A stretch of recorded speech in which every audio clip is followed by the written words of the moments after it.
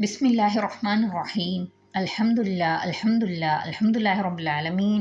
അസ്സലാത്തു വസ്സലാമു അലാ റസൂലില്ലാ. അല്ലാഹുമ്മ സ്വല്ലി അലാ മുഹമ്മദ്. എൻ്റെ ശബ്ദം ശ്രവിക്കുന്ന മാന്യ ശ്രോതാക്കളെ, അസ്സലാമു അലൈക്കും വറഹ്മത്തുള്ളാഹി വബറകാതുഹു. അല്ലാഹു തആല നമുക്ക് നൽകിയ അനുഗ്രഹമാണ് ഭക്ഷണം എന്നുള്ളത്. ഈ ഭക്ഷണത്തിൽ ബർക്കത്ത് ലഭിക്കുവാൻ നമുക്ക് ചെയ്യേണ്ട ഒരു കാര്യമുണ്ട്. ഭക്ഷണം നമ്മൾ കഴിക്കാൻ തുടങ്ങുന്നതിൻ്റെ മുമ്പായിക്കൊണ്ട് തന്നെ ബിസ്മില്ലാഹി റഹ്മാൻ റഹീം എന്ന് ചൊല്ലണം. പരമകാരുണികനും കരുണാനിധിയുമായ അള്ളാഹുവിൻ്റെ നാമത്തിൽ ഞാൻ തുടങ്ങുന്നു എന്നാണ് ഇതിൻ്റെ അർത്ഥം.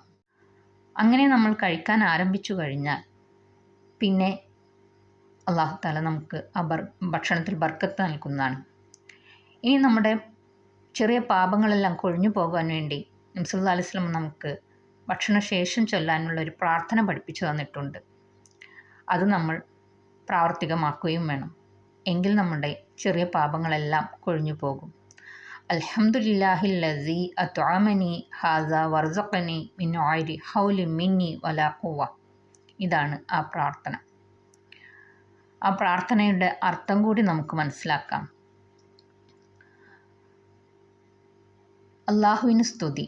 ഈ ഭക്ഷണം എനിക്ക് നൽകുകയും അത് സ്ഥിരമാക്കുകയും ചെയ്ത എൻ്റെ ഒരു ശക്തിയോ കഴിവോ കൂടാതെ തന്നെ എന്നെ ഇത് ഭക്ഷിപ്പിച്ച അള്ളാഹുവിനാണ് സ്തുതി.